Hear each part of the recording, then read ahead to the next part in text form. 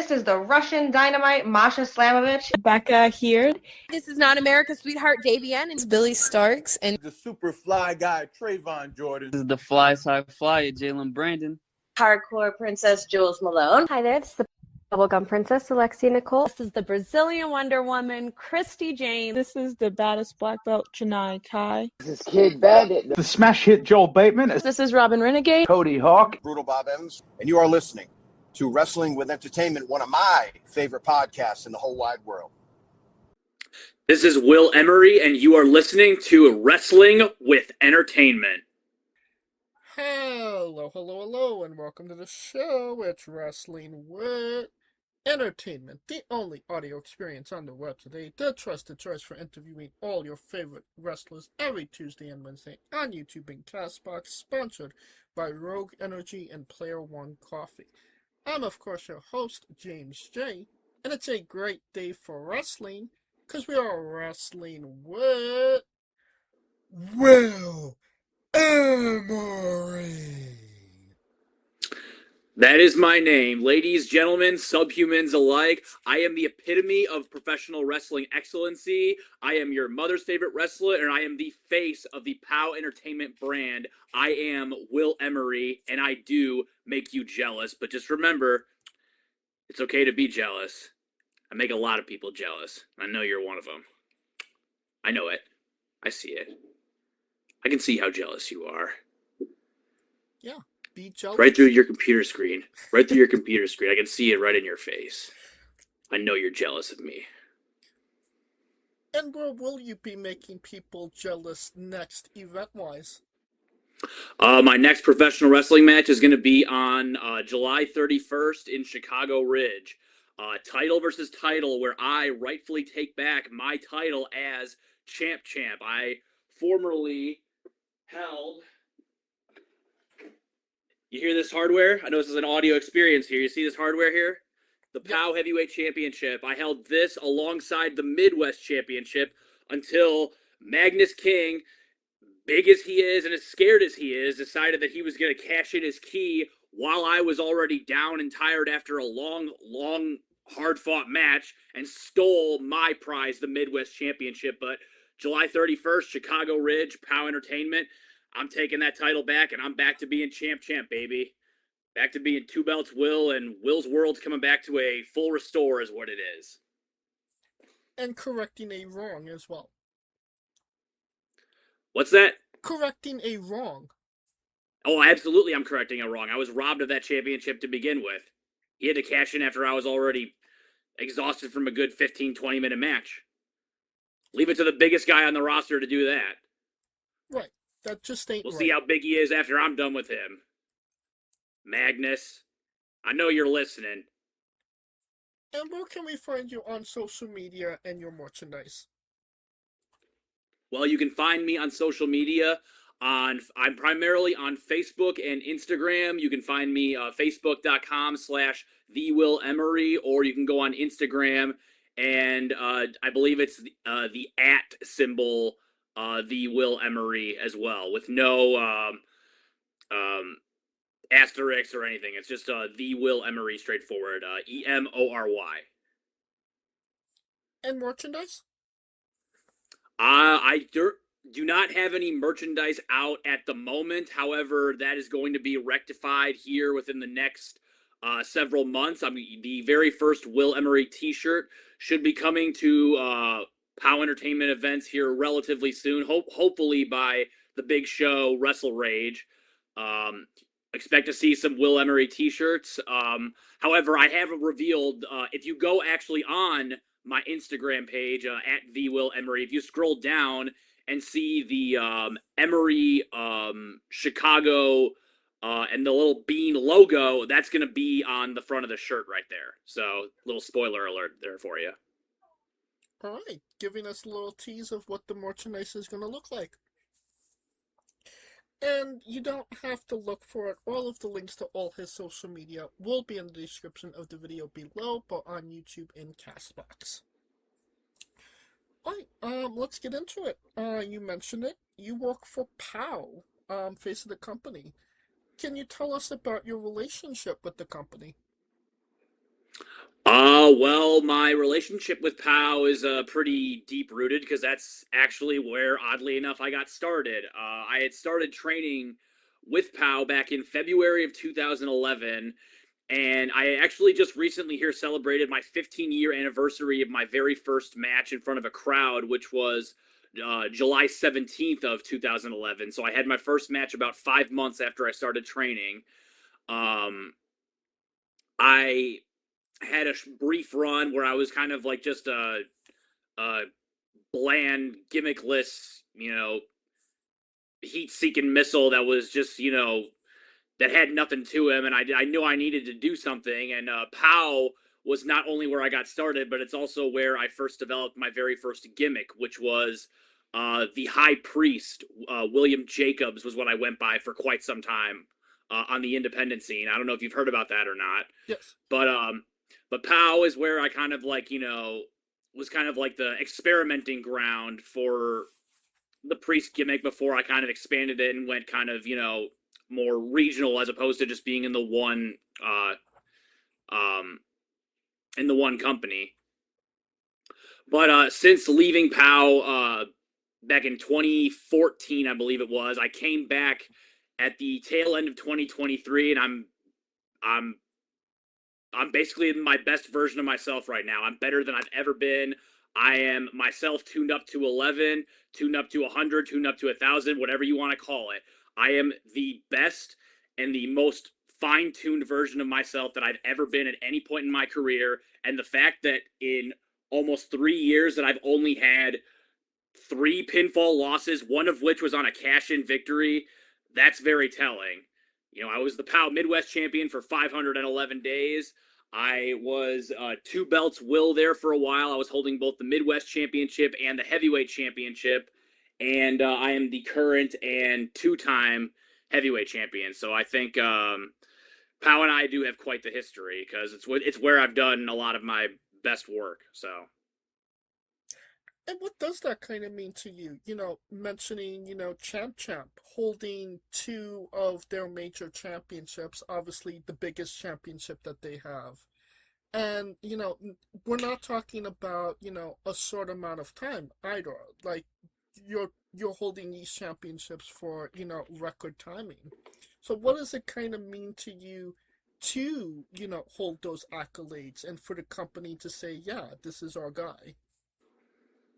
Oh, it means everything to me, man. I mean, Jimmy Blaze was kind of the guy who really broke me in the business. So for me to kind of, you know, but put his trust in me as his guy, and usually his main event guy, where I'm usually the guy going on last, and the guy who's involved in the main angles and everything. Like I really do take it seriously, and I do try to make everything that I do, like, I try to make everything that I do a moment where I can look back and be proud of it.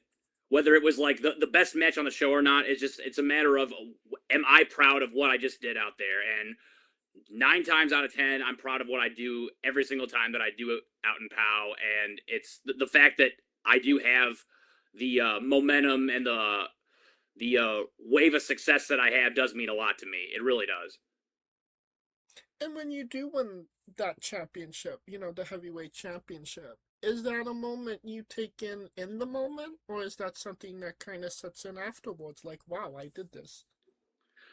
I would probably say it sets in afterward because I mean, like, I'm usually running my mouth to the audience. I'm usually telling all the crowd what can I cuss on this show or Yeah, no? say whatever the fuck you want. Okay, well then yeah, well, I tell the audience what pieces of shit they are, what scumbags they are, what no good pieces of human filth they are. I got no problem telling them that. And when I held both the POW Heavyweight Championship and the Midwest Championship at the same time, I was rubbing it all in their faces, and I got no problem doing it. And I was savoring in that moment. But when I got back to answer your question, it really did mean a lot to me. I was like, well, wow, I really do. I'm really the face of this brand, and it does set in afterwards. Now, talking about some of the names you've been in the ring with, you've been in the ring with the Honky Tonk Man. Yes. Can you tell us about that experience? I sure can. Actually, Honky Tonk is actually an interesting one because he actually was the very first name that I'd ever had any sort of that I'd worked with in any capacity, and we had one show on a Saturday night where I was doing a run-in, and me and my tag team partner and I were doing the beatdown on Honky Tonk to set up an 8-man on the show the next day that was out at a park in Cicero.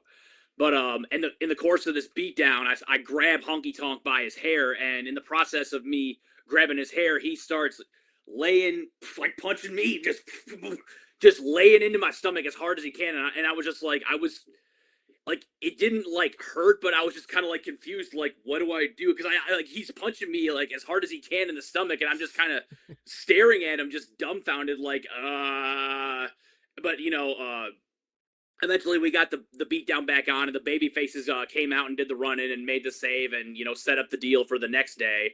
And then we had the 8-man, and in the process of this 8-man tag match, and this is actually one of the funniest things, actually, looking back on it, when I got tagged into the match, I go to get into the ring, and my trunks get caught on the ring, the hooks, like the hooks that hook to the turnbuckles. Oh wow! My gear was just like a little bit loose, and it got right on the hook, and I was actually trapped on there for a brief second. And if shit could have gone really bad there, like my trunks could have ripped in front of everybody. I would have been butt ass naked and just been. That would have been an awful experience. But I mean, Honky Tonk himself has said that's the very first time that he's ever seen that happen. So that was kind of a unique experience. But yeah, no, like it was cool for what it was. I mean, yeah, I've never heard that happen before either. Oh yeah, I'm sure you haven't, because I'm sure that hasn't happened to too many people. All right, so a good experience working with Honky. Yes. All right.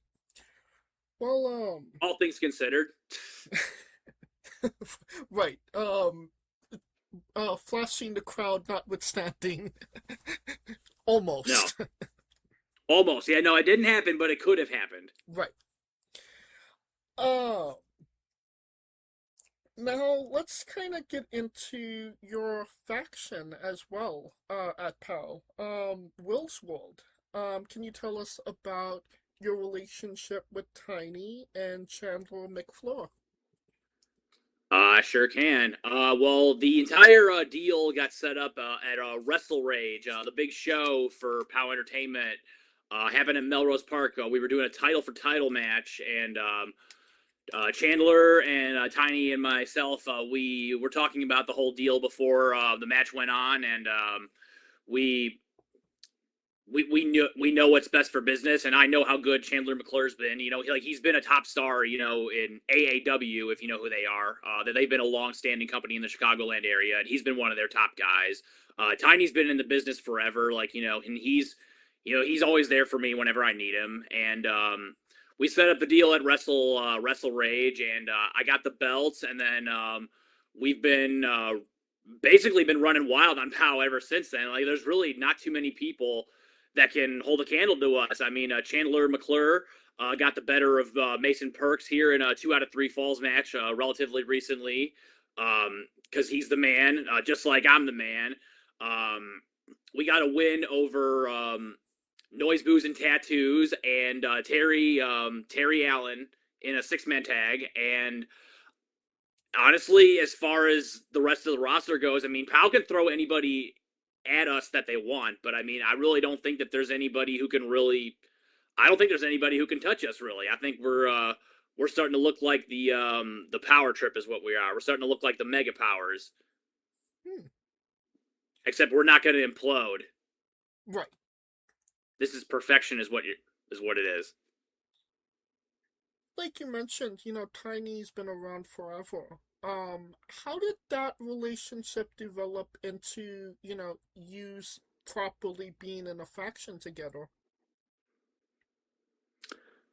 How how did it start? Well, I mean, again, like, we talked again before the show about setting the whole thing up, and Tiny had actually been off for about a year prior going into this Wrestle Rage. He had, I believe, had taken surgery off because he had to get his knees worked on, and like, he's had the post concussion deal, so. But he's been around forever, like I said, and and he's always looking to manage the top talent. Like, he managed NBT at one point. He managed I don't think he managed Kyle Allen at any point, but I mean, like, he's managed a lot of the top guys that have come out of POW Entertainment, and so if he's going to manage the top guys, then he might as well come out and get the best one there's ever been. So I gotcha.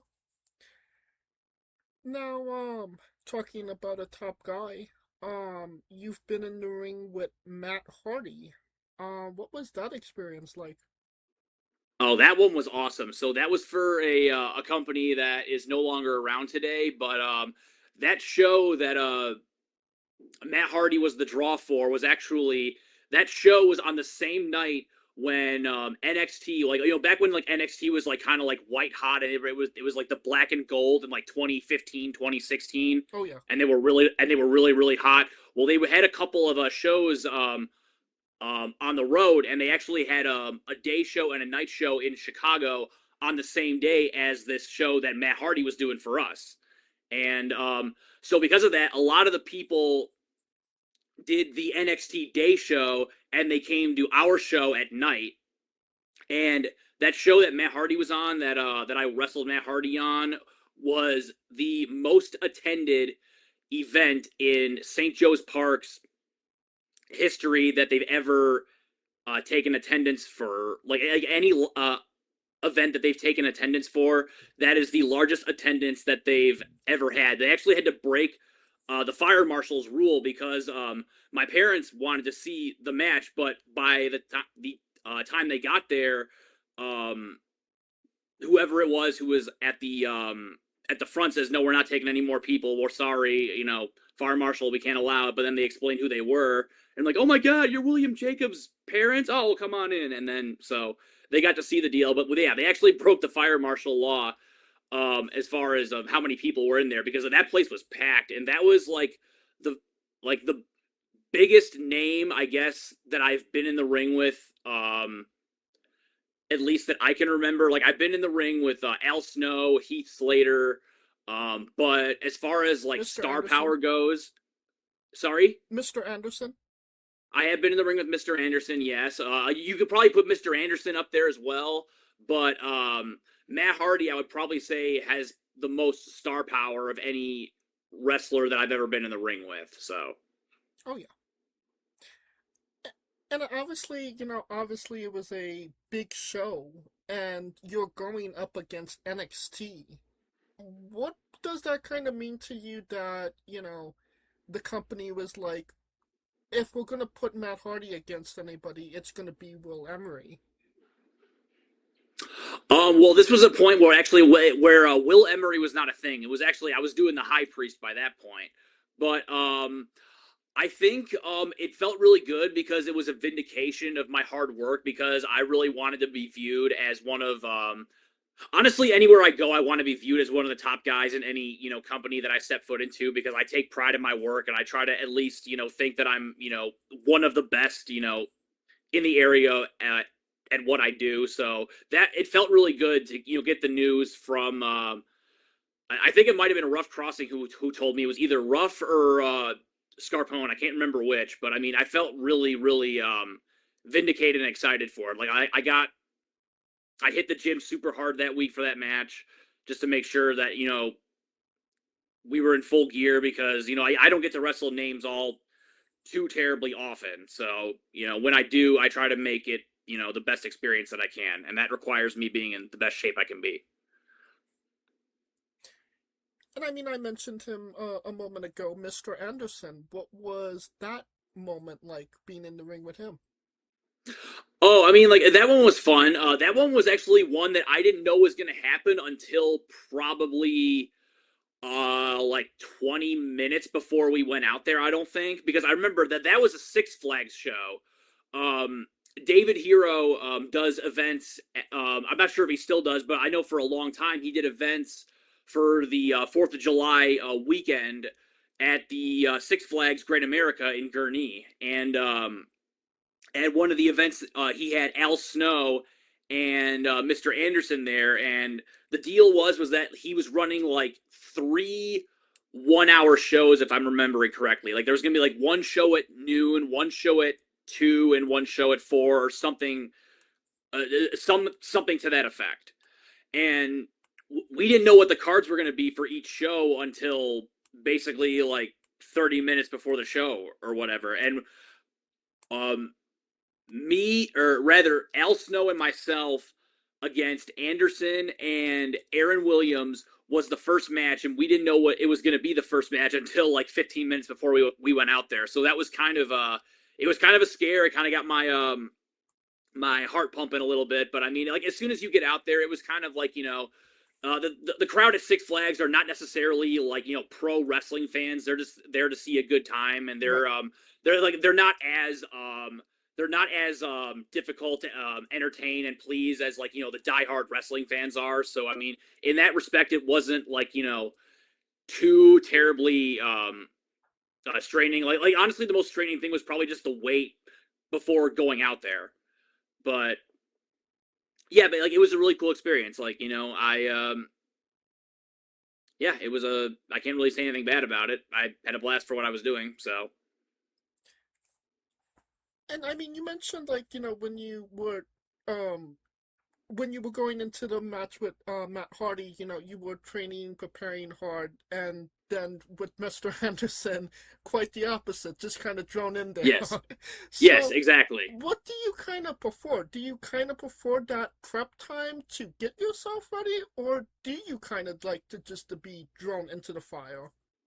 Well, honestly, I gotta say, I really don't have a preference either way. I mean, oddly enough, as that sounds, I actually don't have a preference because I love, um, when I know a match can be really good. I like to like, you know, train and like, you know, and get ready for it. But I mean, also just being thrown into the fire, like you were saying, like, you know, that really is also a testament to like, you know, can you do like, you know, such and such on the fly? Just, you know, go. Like you got to prove that you can do it on a moment's notice, whether you're, you know, ready or not. So um I like both sides of the spectrum, I guess you could say. It's there's never a dull moment in wrestling. You mentioned that Mr. Anderson's partner was Aaron Williams, correct? Aaron Williams, yeah, it was me and Al Snow against Aaron Williams and Mr. Anderson. Yes. I mean, he's a pretty well-respected and name in pro wrestling as well. I mean, Yes, he is. Unsigned and don't care, and probably one of the hardest hitters in pro wrestling as well. Yeah, I would say so. I mean, like he hits pretty hard. I would say I've been in the ring with a couple of guys that probably hit a little bit harder than him, but I mean, like, you know, he lays his shit in though. Yeah, so I mean, honestly, it sounds like a banger of a match. Oh yeah, no, it was. I had a blast out there. Now, you know, everything we've been talking about, you know, all the good stuff with POW, Champ, Will's World, all of this almost didn't happen. You actually took 2.5 years away from pro wrestling. Low key, you retired. What ultimately took you away from pro wrestling, and what ultimately brought you back? Well, just there was a number of factors in me taking time off for a while. Number one, I had been doing the priest gimmick by that point, I think almost 7 years, and by that point, that gimmick had just long run its course, and I just got sick and tired of doing the exact same thing over and over again, and like especially, you know, being a gimmick that I myself don't even really believe in. It just I really felt like a caricature. I wasn't having fun anymore doing what I was doing.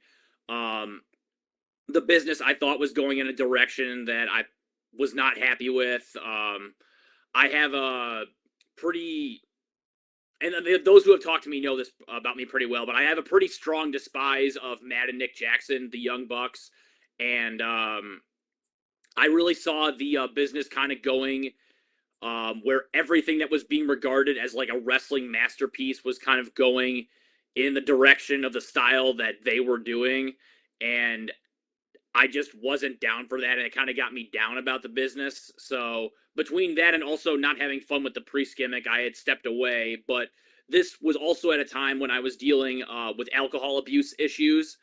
I was in a bad alcoholic from, I would say, like early 2018 to October of 2020. So like almost 3 years, about 2.5 thereabouts. But between all those factors, like I knew that like if I didn't have the passion, if I didn't enjoy what I was doing, and if I have, all these problems, I can't be doing this, because if I'm not doing this as a career and I'm not like making like money to where I can support, like my girlfriend and myself, if it's not a straight up career, then it's a hobby, and I can't afford to be doing this hobby if I have all these problems in my life. So I kind of realized that, and I stepped away, and I knew that if I was going to come back, I was going to be a more authentic version of myself. And what MJF was doing at the time was pretty new. He was pretty fresh. I liked everything that he did with his promos, and he kind of had a sense where you can kind of like, even though like it's a work, you can like still like kind of like get into and like believe everything that he's saying. So I kind of wanted to push my promos kind of in that direction, and just present myself as my real name, and no longer William Jacobs, a phony high priest, crazy Christian numbnut name. I just didn't see the need for it anymore. So, but yeah, so that's essentially why I took the time off, was for the alcohol abuse and just the lacking the passion, not being happy with what I was doing, and then just seeing where the business was going at that point. So Now, if you don't feel comfortable answering this question, you can just say pass. You mentioned, having a problem with alcohol. What was the moment that made you, ask for help? well, actually, oddly enough, the moment I never actually asked for help, oddly enough. So what I didn't realize was, at this point, my childhood best friend and I, whose name I'm not going to mention, but he and I had like gone our separate ways, but he was struggling with alcohol abuse at the exact same time that I was, and he died actually on October 2nd or 3rd of 2020. I'm sorry for And your loss. no, yeah, like that's basically what like hit me hard enough to where like, okay, like we can't do this anymore. We got to make a change. So I gotcha. And you mentioned like a disdain for the Young Bucks. Are you related to Jim Cornette in any way? am I related to Jim Cornette? No, I'm not related to Jim Cornette. Honestly, I'm not sure. I actually would hope that Jim Cornette would be fond of what I do, because I do kind of try to present myself in like more of like I try to do wrestling in like the way that it was done. You know what I mean? Like the Young Bucks and Kenny Omega, like, and their style, like, like it's way, like, it's just like it's good for what it is, and if people like that kind of thing, then it's it's perfectly fine. But I mean, like, it's definitely just not, it's not for me. Like, I preferred it when it seemed like a conflict and an actual fight between two full grown forces. So Right. And it's interesting, obviously AEW became a thing back then. Obviously the Young Bucks is what distracted you from pro wrestling, but an AEW wrestler and MJF was ultimately what brought you back as well. yes. So so when you did come back, there was no desire to be the priest gimmick anymore. It was all in on you, correct? Yes, 100%. 100%.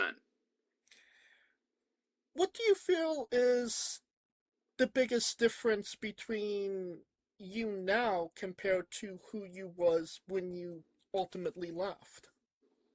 Well, the biggest difference is that not only in the way that I speak to the crowd, I can speak to the crowd, in the way that I actually would speak to the crowd, as opposed to when I was doing the preacher gimmick. I would have to kind of oh, Jesus Christ is very angry at you, or Jesus loves me and not you, and just say some stupid bullshit that I don't really believe in. I can just go out there and basically say or if they yell at me, oh hey, you suck, Will Emery. Yeah, not as hard as your mom. Just stupid shit like that. But the biggest change for me also is in my promos. I don't feel like a caricature anymore. That's kind of the biggest problem that I felt with the High Priest was I felt like I was being a caricature. I felt like I was being almost like a 1990s like WWF early Raw cartoon character, and that's not what I wanted to be. So, and that was the biggest change for me, was to be able to speak more as myself and be able to speak with more intensity than I ever had as the Priest gimmick. That was the biggest change for me. 2.5 years out of pro wrestling, how did that first match back feel on your body? The first match, well, oddly enough, the very first match I had back was it was some kind of silly cage match scramble where it was like 7 people in the match, and honestly, I don't even remember anything that I did in particular in the match, to tell you the truth. So there was just enough going on to where in a cage match where you have 7 people in it, it's really hard to keep track of, what everybody's all doing when there's only so much space and there's all these people crammed in the ring. So, and between everything I was doing, I really can't even remember a single thing that I did in that match that's at least that I can recall. So, but I don't remember it leaving bruises or anything on my body, because it was just kind of what it kind of was what it was. It was a scramble. So. Now we did you talked briefly about your first gimmick and the High Priest as well. But you did leave out one other gimmick that you had. Can you tell us about Jill? Oh, Jill, actually, you know what? You're bringing up 15 years. Yeah, almost 15 years to the day. So Jill was a one night, I guess technically one day if we're being realistic, because it was July 17th. It was 1 p.m. or 12 noon, whatever it was. It was some afternoon show out in Durbin's, out in Midlothian, Illinois. That the ring was an old 16 by 16 boxing ring, and I had made the mistake that I was desperate. I desperately wanted to be put into a match with an audience, or in front of an audience, excuse me, and just to prove myself. And I guess as a way to kind of to screw with me, because you're not supposed to go and ask the booker, please put me in a match, please put me in a match. Right. It's just you don't do that. But I did it, and I kind of this was kind of the match that was the result of that. So it was me as Jill. I wore a Farrah Fawcett wig and a fucking tutu, and I teamed up with Nikki St. John, and we took on Melanie Cruz and Taylor Made. And they ripped my wig off at the end of it, and that went about as that went about the way that anybody could expect it would go. So, I mean, what was your feelings towards that? Did you know it was a rib? Was you not caring that it was a rib? Were you just excited to actually? Well, I mean, I guess you could kind of sort of say that I didn't care that it was a rib, but I mean, when you're a newbie, you do what the promoter asks you to do. I mean, well, you do what the promoter asks you to do no matter what. But when you're really a newbie in the business and you're green as grass and you're trying to prove yourself, you're going to do anything that the booker asks you to do. Like, you're not going to tell them, no, I'm not doing that. Especially when I've already come to the booker saying, hey, can you please put me in a match? Something you're not supposed to do to begin with. So I mean, like, I guess I don't want to say it's that I didn't care, but it's just that, like, I knew the responsibilities that came with being where I was at in the business, and you're not going to say no to the promoter when he asks you, to do something for him. So, Just out of curiosity, how would you rate that experience? oh God, oh well, the experience was well. First of all, it was the freaking hottest day that you could possibly imagine. Like, I think it was like 100 degrees, or maybe even like a little bit hotter than that. So, like, the ring was like the freaking hottest thing that you could possibly imagine. And you're in a I wig. ended up. I'm sorry. What's that? And you're in a wig. And I'm in a wig and a tutu. And I also ended up knocking out. Well, I guess technically I didn't knock it out, but I did loosen one of Melanie Cruz's teeth in the match, actually. Which, at least according to her, was actually a blessing in disguise, because I guess, I don't know if it was like already loose to begin with, but it ended up getting pulled later. But yeah, but when you loosen anybody's tooth in a match, especially when you're as new as I was, that's never a good feeling. So, and it's also not a good feeling when you're in a tutu and a Farrah Fawcett wig either. I gotcha. And people are staring at you like, what the fuck is your problem? Well, definitely an interesting encounter, which brings us to Will's bizarre adventure. You're a pro wrestler that goes up and down the roads, and weird, crazy, and bizarre things are bound to happen. Can you tell us a road story that fits that description? Oh man, I mean, like, I guess I could give you one. I mean, like, you would be kind of disappointed, honestly, because it's not all that exciting. But if I got to be perfectly honest with you, in the last several years, I haven't really had too many terribly interesting road experiences. But the most interesting one that I had was actually on my first one of my first matches back. I was heading to De Pere, Wisconsin for WPW at the time, and my girlfriend was with me, and we were driving to the show, and a deer just bolts right onto the freaking expressway. And this deer caused two cars to crash into each other. Then I hit the deer, and then some other car hit the freaking deer. And it took, I believe, it took out my right side front bumper out, I believe. It might have been my left. I don't remember exactly, but it took out my windshield wiper fluid pipe. So anytime I tried to put windshield wiper fluid into the thing, it would just go straight through and just go straight to the concrete freaking ground. But I mean, honestly, if I can be perfectly real, I mean, running into a deer on the way to a show, that's probably the most interesting, bizarre road story that I can give you from recent memory. So, and it's definitely a crazy adventure, to say the least, as well. Oh, I mean, there's definitely crazier, but I mean, honestly, that's probably the most. I wish I could have given you something, with a little bit more spice to it, but that's unfortunately probably the most interesting road experience I've had in the last probably 3 years. So, well, I mean, there's the people that have had crazier stories. I do think that they do regret having those stories. Oh yeah, of course. So, I mean, it's a good thing that you don't have those crazy, bizarre stories, I suppose. Yeah, I mean, like, I actually, like, back in like my William Jacobs High Priest days, like, I've had some, like,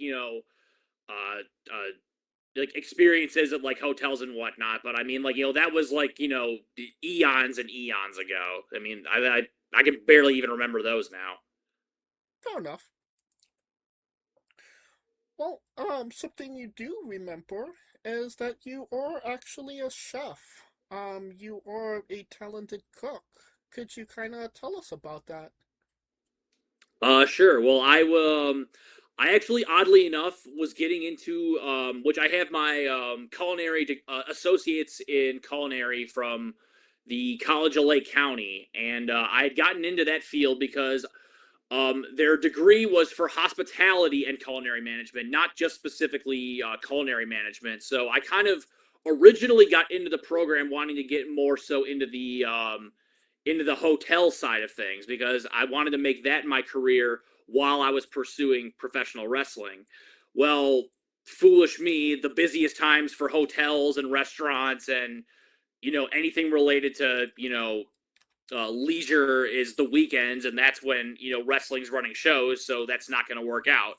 But I ended up pursuing it anyway. I didn't have really a passion for culinary until um, I would probably say like around culinary 2. I started watching Hell's Kitchen and Kitchen Nightmares with Gordon Ramsay, and like that got me like really um, more interested in like the just more interested in culinary in general and just different kinds of cuisines and the way different kinds of proteins were put together and just things of that nature.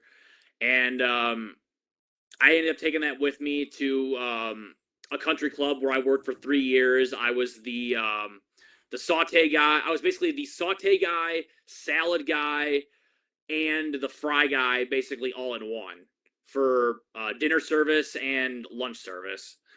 And then I also just make my own plates, which anybody can see on my Instagram at the Will Emory. You can see a whole bunch of my plates that I've made, whether it was in my own home or at the restaurant. I've got several different plates on there of just different creations that I've pulled out of my hat. And I'm usually proud of anything that I post, and I hope anybody that does see it thinks that it's high class food, because that's what I kind of that's kind of what I aim to present. What's your favorite thing to cook? What's my favorite thing to cook? Oh, probably I would probably say salmon. Salmon is probably like my favorite protein, but I do enjoy cooking steak. Um, I've been going back and forth between steak and salmon, but salmon's usually my number one go-to. So. Is there anything you're currently working on, like a plate or a recipe? Not at the moment, no, unfortunately, no. Right now I'm kind of just busy with my job and just all the bookings that I got coming up here in the next few weeks, and then just also more just odd jobs that I'm doing as well. So. Is there anything that you have an idea for a new plate or a new recipe that you want to do? Well, I mean, there's a recipe that I kind of came up with that I'd like to perfect. The name of the dish is like Harvest Moon mussels, and my idea behind it was kind of to take like a low price, like a low price protein like mussels, like something that you wouldn't expect to be, viewed as like fancy or I don't want to say exotic, but I mean like high end. But to take like a protein like that and make like a fancy dish out of it. So what I would do, and again I'm would still try to perfect it, but I would do like a pumpkin saffron broth with some bacon, corn, and I'm trying to remember what else is all in the broth. Oh, because it's been so long since I made it, but I remember I called it Harvest Moon Mussels, and it had like a pumpkin fall spice broth, and it was it's not something that a person would normally think of when they think to order mussels, but I'm telling you, it was fantastic. So. I mean, it sounds good for sure. Oh, thank you. Now, when I do research, I kind of, maybe read into things more than I should, but maybe you could correct me if I'm wrong here. Mm-hmm. Anime fan. I enjoy anime. Some I'm not. My girlfriend's a much bigger anime fan than I am. Um, I was huge on Attack on Titan. I did an Aaron Yeager cosplay for a while. There's a couple other animes that I like, but I mean, like, I wouldn't say that I'm like a huge anime fan, but I mean, like, I do enjoy it, and there's a lot of animes that I can just that I can get into and enjoy, but there are some that are definitely too over the top for me. I gotcha. So, what is your favorite anime, may I ask? My favorite anime of all time, probably Attack on Titan. I know it's kind of a common cookie cutter answer, but I mean, like it is. It's probably the one that I enjoy the most, more than anything else. I do also enjoy. I have not kept up with it in quite some time, but One Piece was super fun and enjoyable. I liked the Danganronpa animes.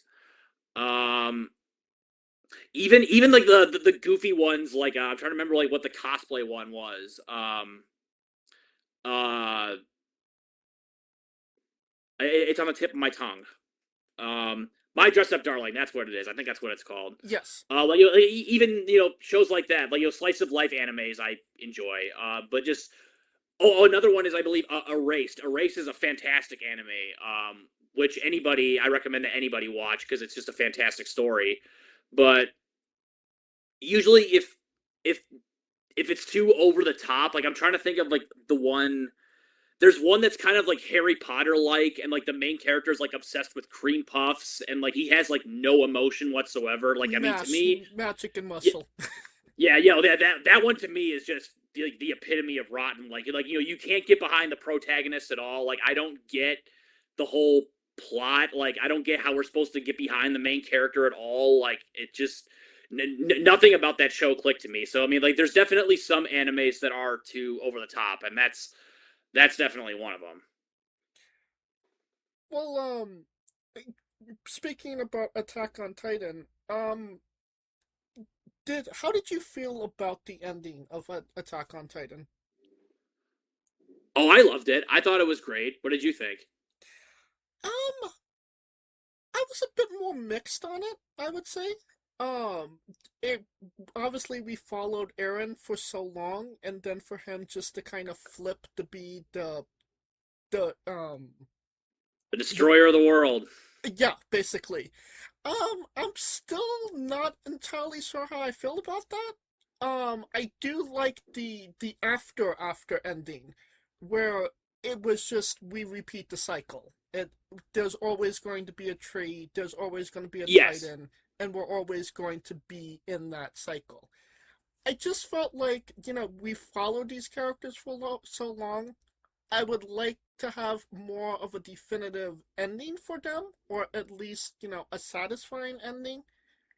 But, that's I mean, like, I will say that I totally understand your point there, but I mean, like, when you kind of look at Eren Yeager just as a character overall, like, I mean, like, that character is basically, like, the manifestation of tragedy, because, like, I mean, like, even despite, like, all, like, the terrible things that he does in season 4, like, I mean, like, that character is like, the epitome of a victim. So I mean, like you kind of have to have the expectation that a character like that is going to have some kind of I guess unsatisfactory ending to their life. And sure enough, oh well, I guess no, he had a little bit of a smile on his face when Mikasa finally let him go, but. right.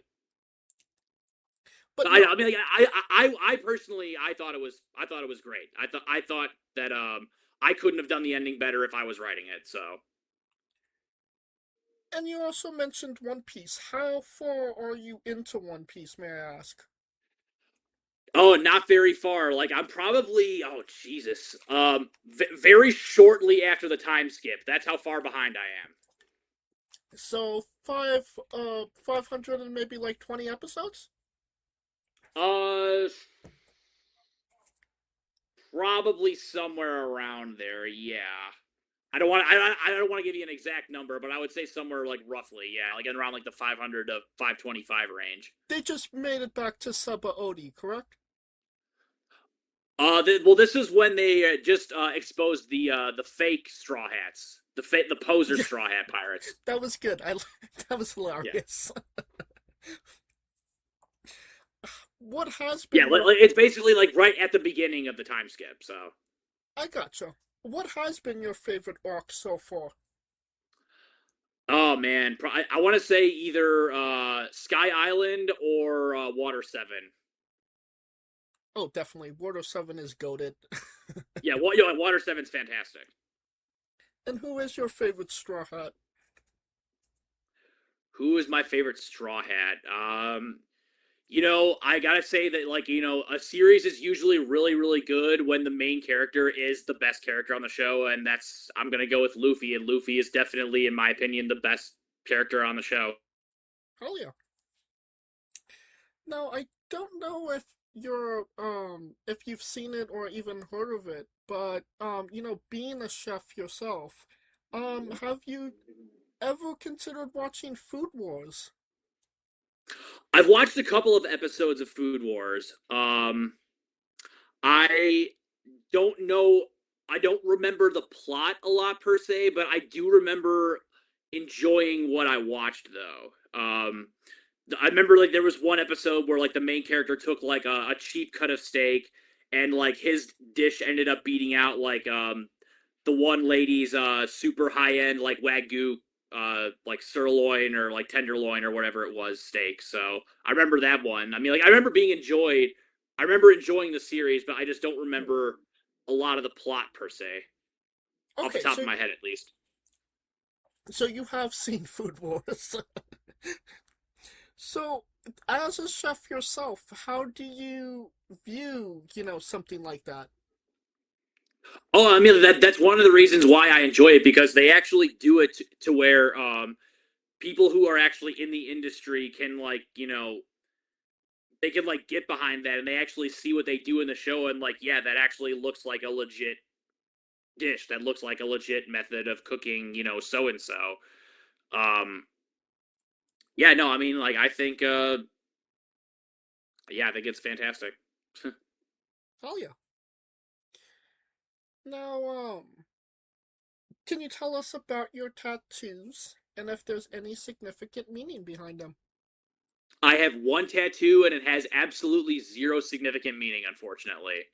I got one tattoo on my right shoulder that I got when I was 18 years old at University of Western Illinois, or I guess Western Illinois University, and I got the one tattoo on my left shoulder, or my right shoulder, and then I never got anything else after that. I mean, is there any plans to get more? Nope, not at the moment. Okay. Well, I think it's time for the colossal question. Let's say they're making a movie about you. Every movie has a soundtrack. What would be the first 3 songs on your movie soundtrack? Well, one of them would definitely be Rainbow in the Dark. Another one would probably be Fine Again by Seether. Number 3 would probably be oh god, what would number 3 be?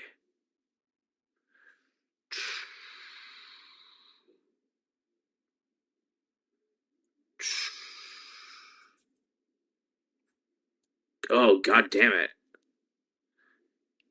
You know what? I'm gonna say Smooth Criminal by Michael Jackson, because I can't think of anything else. So Fair enough. Well, it's definitely a solid 3 picks to say the least. Now that we have the soundtrack down, everybody knows you get the soundtrack first, then you write the script, and then you go the casting. Who plays you, and you can't say yourself because you are obligated to make a Stan Lee-esque cameo.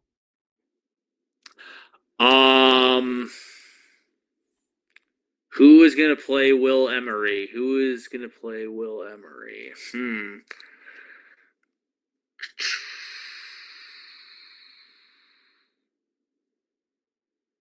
That's a good question. That is a good question. Who's gonna play Will Emery?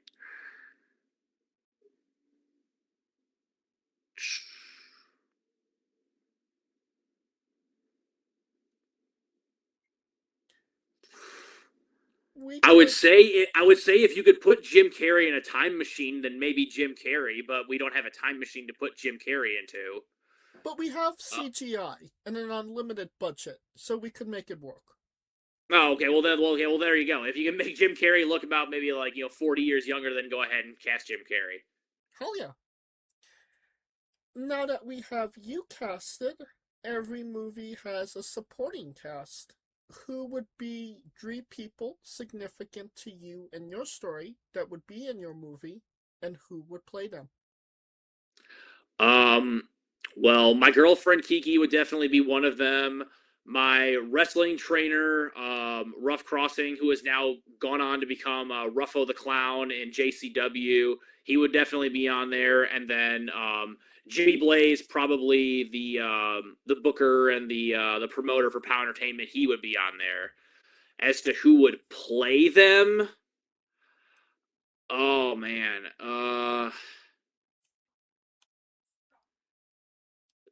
who's gonna play Kiki? Man, this is an interesting question.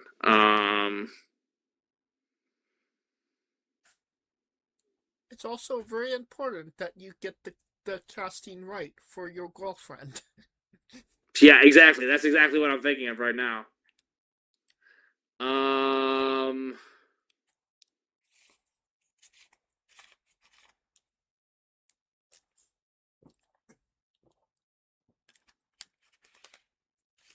You know, for Kiki, I'll go ahead and say Halle Berry. That is a safe choice. And for Rough Crossing, who would I cast for Rough Crossing?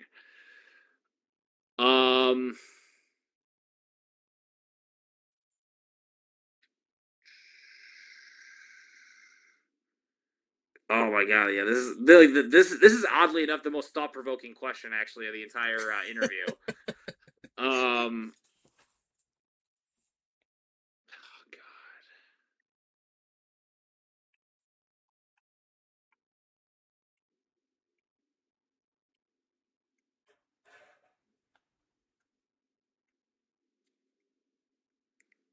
Oh my god, I was not fucking ready for this. We could come back to it if you need more time to think. Sure. We'll go on to a controversial topic. Pineapple on pizza. What's your stance? No. No. That's what I think of it. So, very anti-pineapple on pizza. Correct. What's your spirit Pokemon? Raichu. Oh yeah.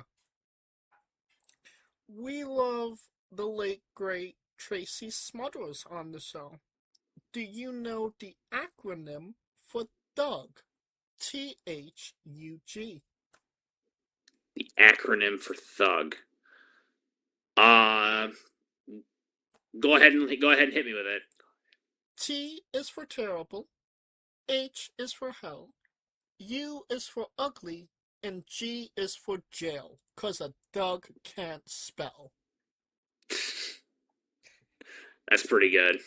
Yes, we love the late great Tracy Smothers on the show, trying to keep the memory alive. Well, kudos to you for that, man. Hell yeah.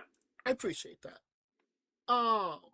Weirdest question you'll be asked on a wrestling interview, hopefully. Would you ever consider wrestling a Rock? Not Dwayne Johnson, not the country, an actual physical Rock.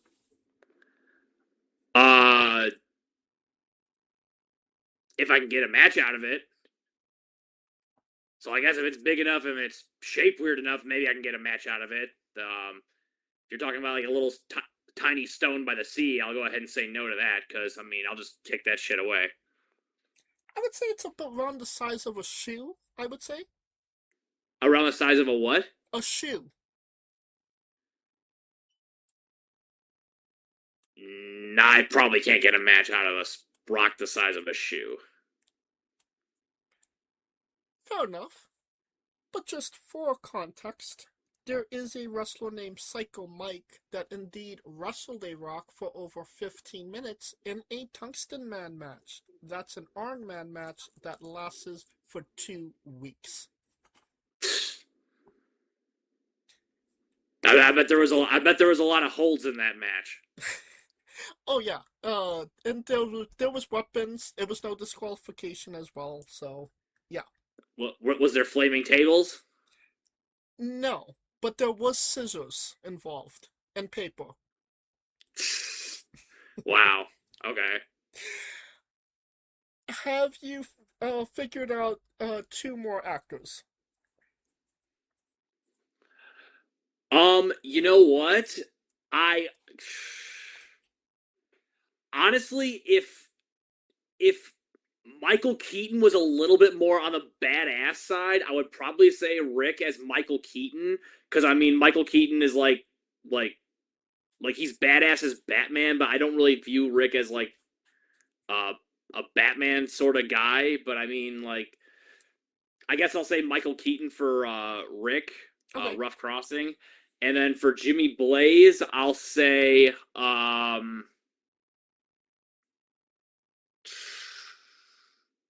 then for Jimmy Blaze, I'm gonna say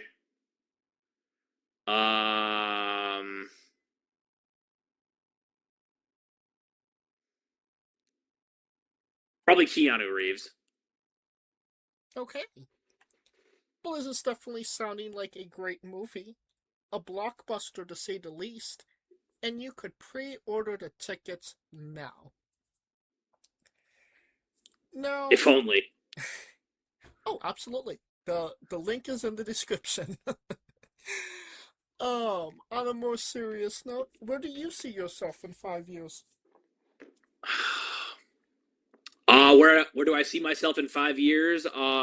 Where I see myself is hopefully more expanded in the wrestling business. I do try to be the best at everything I do, so I'm trying to expand and reach out and trying to go more mainstream, kind of like hit up the companies like MLW and companies like that, and go down to Texas or California, New York, places like that, and like really expand my name. So hopefully in 5 years that'll be accomplished, and I will be a more nationally recognized name as opposed to being a more regional name.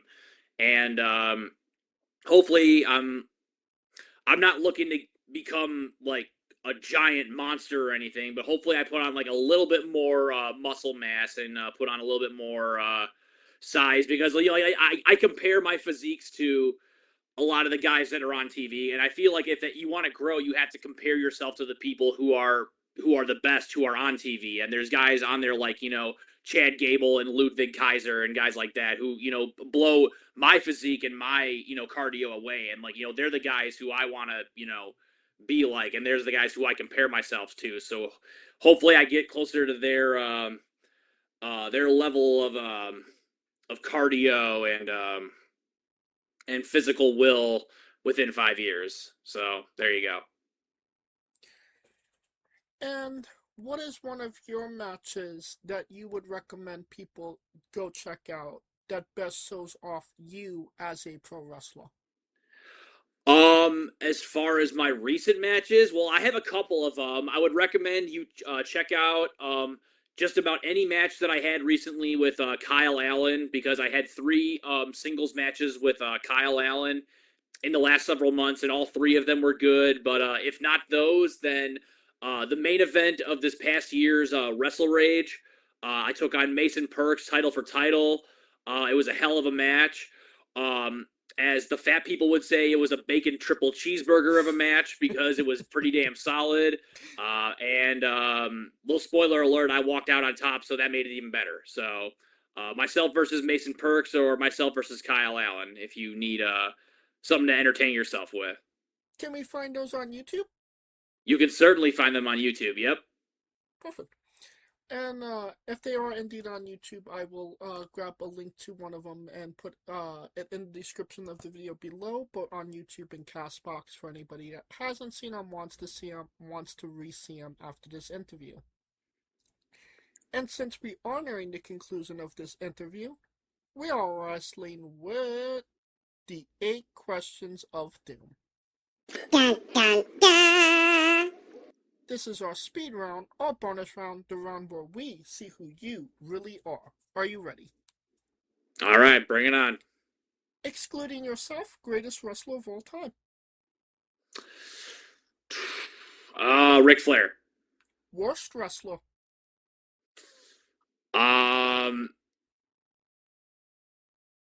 Orange Cassidy. I will accept that answer. You're main eventing WrestleMania for the World Championship. Who is your opponent? Chad Gable. If you could come out to anyone's entrance music, past or present, who would it be?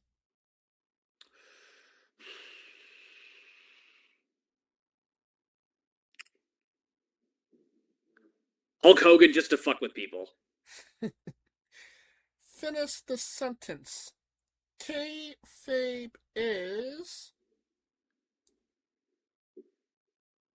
important.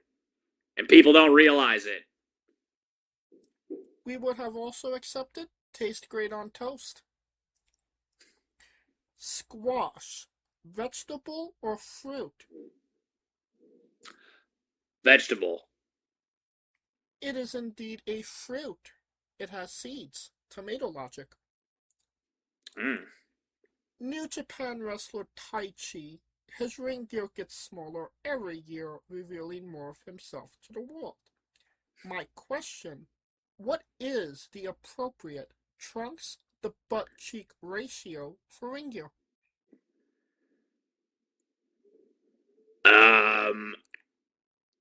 Enough so your butt cheeks ain't hanging out, I guess. I guess that's the most appropriate way to put it, I guess. I don't know.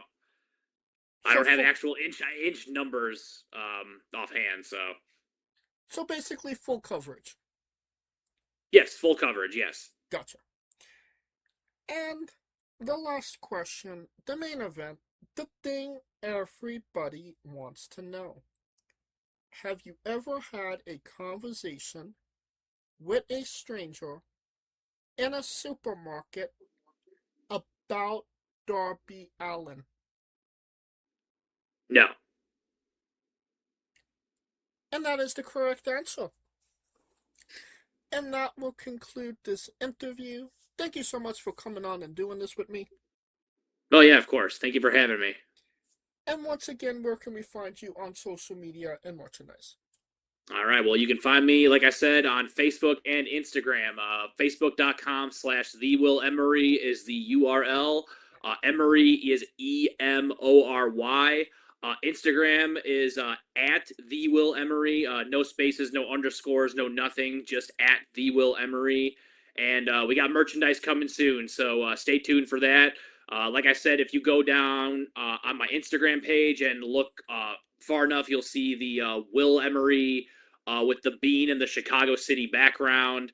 That's going to be on the front of the shirt. So if you like that logo, then be on the lookout for a shirt because it's coming soon.